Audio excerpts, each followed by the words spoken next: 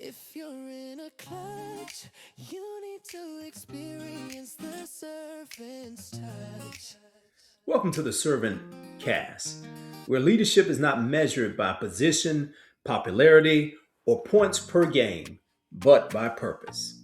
I'm your host, Mo Buford, and today we're looking beyond championships and stat lines to uncover something far more enduring: servant leadership in action. The greatest NBA legends didn't just win games, my friend. They served teams, they shaped cultures, and influenced generations. In this episode, we're going to examine 5 core servant leadership traits, define each one clearly, explore how an NBA legend modeled them through real decisions, real moments, and real leadership. Now, I don't want you to listen to this passively. I challenge you to ask this one hard question. Which of these traits is missing or underdeveloped in my leadership today? You got it? Are you ready? Let's go. Servant crossover number 1. Servant crossover number 1. The Tim Duncan factor. Now, you may be wondering, what is the Tim Duncan factor? It's all about listening and awareness. Listening and awareness. Consider the definition of these traits. Listening is the ability to deeply and empathetically hear others, not just their words, but their concerns, their motivations, and unspoken needs. Awareness, my friend, is understanding oneself, others, and the emotional as well as the ethical climate in the environment. Now, Tim Duncan was never the loudest voice in the room, but he was often the most influential one. Early in his career, with the Spurs, Duncan resisted media attention and leadership theatrics. Instead, he spent quality time listening to his coach's corrections, veteran teammates, and even rookies trying to find their place in the league. There's a well-known story of Duncan pulling a young teammate aside, not to criticize him, but to ask him one simple question. He asked, "What do you see out there?" Wow. Here's the leader of the team. Here's the face of the team. Everyone is looking up to him, but he asked the question, "What do you see out there?" That simple but powerful question reflects the essence of servant leadership. Duncan didn't assume leadership meant having all the answers.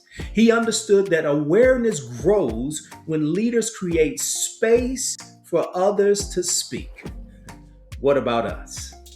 Are we allowing others to speak? Are we asking the right question? Because of that, the Spurs became one of the most stable cultures in professional sports, full stop. So here are some questions I think we need to reflect on. Number 1, do we really listen to learn, or listen to maintain control? Are we aware of what our team is experiencing emotionally, not just operationally? That, my friend, is the Duncan factor. Now, let's catch this servant cast principle. Listening is not weakness, it's power under control. Did you catch that? So here's my final question. Do you have what it takes? Do you have what it takes to exercise power under control and slow down and listen, not only to your teammates, but to your family and to those around us. That, my friend, is the Duncan factor. Servant crossover number 2, the LeBron James factor. Yes, the LeBron James factor. What is the LeBron factor? It's a commitment to stewardship and growth. A commitment to stewardship and growth. Now, listen to the definition of these traits. Stewardship means holding leadership, influence, and resources in trust for the benefit of others. Whereas the commitment to growth is the dedication to developing people, not just using their talent. Now, LeBron James understood something early in his career that many leaders get the memo too late. Here it is. Influence is a responsibility, not a reward. Said differently, to whom much is given, much is required. And LeBron understood that through and through.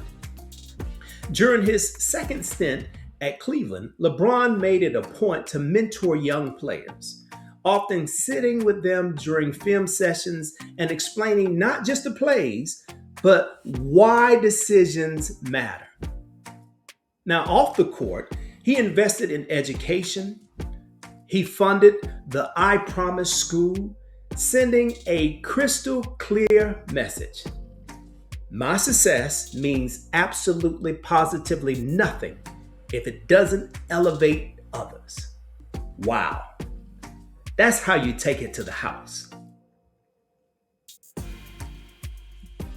That's stewardship, my friend. That's real stewardship. LeBron didn't hoard power. No, he gave an assist called growth. If that's true, allow me to ask you these questions. Number 1, who is growing because of our leadership right now? Number 2, are you preparing people for success beyond the now? And here comes the servant cast principle. Write this down. Great leaders don't create dependency. They create capacity. Wow. So the question becomes, if that's true, what are we really producing? What are we really producing? Servant crossover number 3, the Steph Curry factor.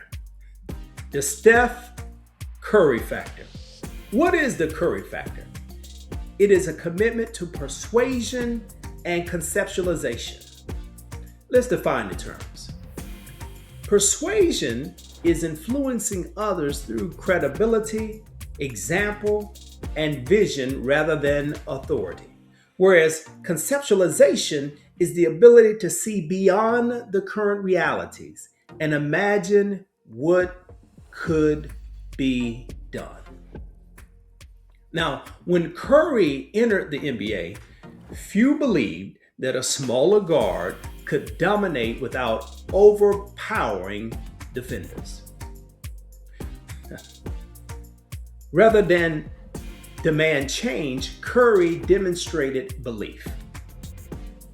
Through relentless practice, joyful excellence, he persuaded teammates, coaches, and eventually the entire league that spacing, shooting, and unselfish play could redefine basketball. He didn't force acceptance, he invited it through performance. Check this out. Wow.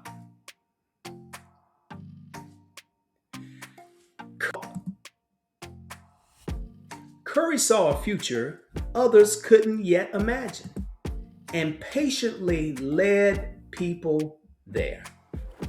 So here's the question.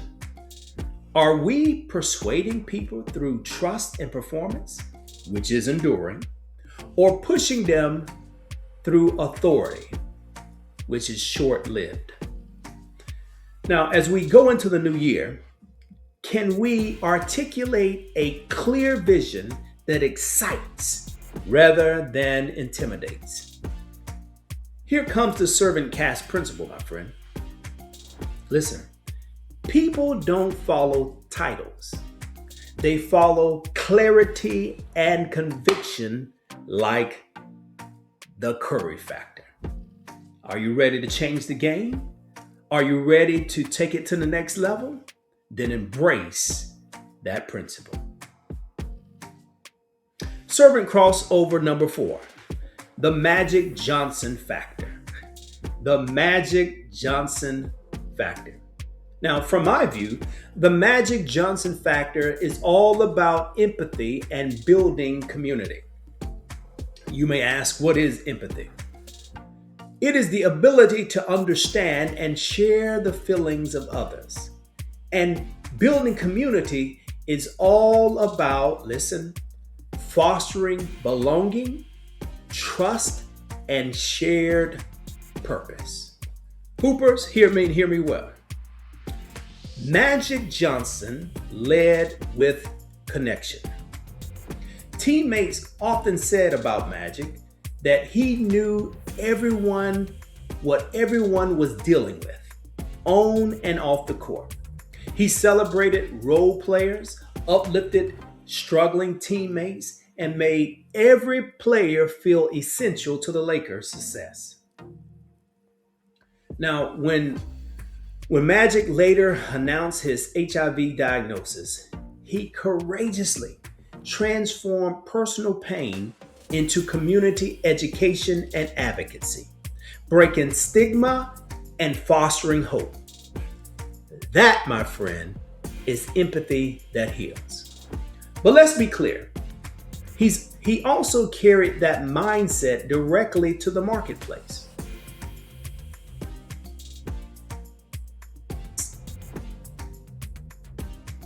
When Magic Johnson transitioned into business, he noticed something deeply troubling. Major corporations were avoiding urban communities. They were labeling urban communities as high risk, low return, underserved because they were not profitable. But Magic saw something different. He saw people. Rather than imposing corporate assumptions, Magic practiced empathetic listening, studying spending patterns, cultural norms, and community needs. That empathy led to action. Through Magic Johnson Enterprises, he invested in Starbucks locations in underserved neighborhoods, movie theaters, which I went to just the other day, in communities long ignored, retail centers that brought jobs, dignity, and pride. He famously said he didn't want to just extract profits, he wanted to create opportunity. Wow. Now that's servant leadership economics. It's better to give plus than to receive equals being more blessed. It's better to give plus than to receive equals being more blessed.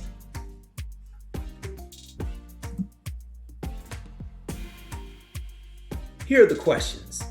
Do people feel valued or merely utilized under your leadership? Are we building a culture of belonging or performance-only expectations? Let's close out our magic factor with a servant cast principle. Here it is. Community is built when leaders choose care over convenience. Wow. Community is built when leaders choose care over convenience. Servant crossover number 5, The Mo Cheeks factor.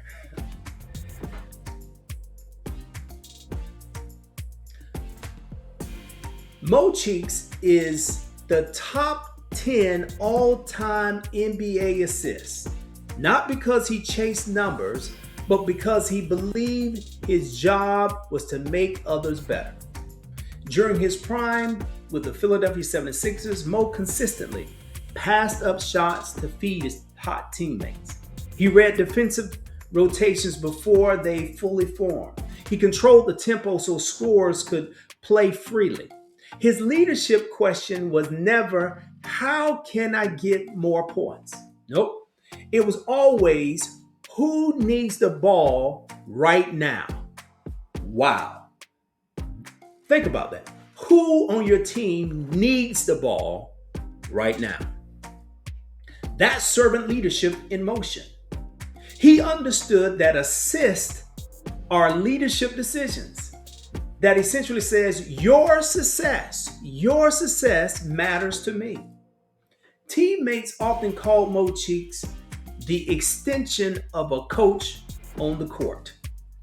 On the floor, he directed traffic calmly. He pulled teammates aside mid-game for instruction. He corrected mistakes without public embarrassment. Instead of barking orders, Mo used quiet clarity. For he understood that yelling doesn't equal leadership. Trust does. You can see him pointing, guiding, slowing down the game, studying young players in hostile arenas. That's called servant leadership. That's what I call awareness, emotional intelligence. That's real servant leadership. But his servant leadership became unmistakable in a moment that had nothing to do with basketball. During a 2003 NBA game, when he was the head coach, a young singer named Natalie Gilbert froze while singing the national anthem. The entire arena grew silent. Pressure mounted. Without cameras calling him, without a script, and without an obligation, Mo Cheeks did what Mo Cheeks does. He walked over, he put his arm around her, and sang with her. He didn't try to rescue the moment, he shared it. That single act modeled empathy. He felt her fear. Healing. He restored her confidence. Community. He let her know she was not alone. What happened next? The crowd followed his lead. Not because he demanded it, but because servant leadership invites participation. Now, those who played for Mo Cheeks consistently described him as a coach who listened before correcting, a leader who protected players' dignity, someone more concerned with character than control. As a coach, Mo focused on player development, not just performance. Trust, not intimidation. Accountability, wrapped in compassion.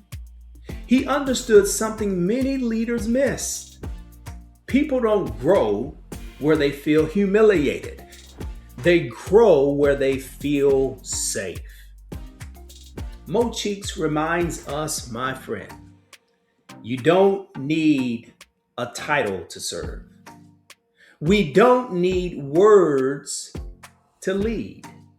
And sometimes the most powerful leadership moment happens off the court.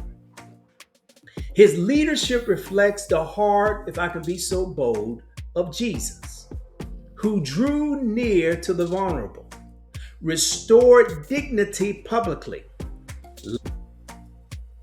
led through compassion, not manipulation. Consider the following. When someone on our team is struggling, do we correct or cover them with care? Are we creating environments where people feel supported enough to grow? And consider this last question. Who needs us to simply stand with them right now?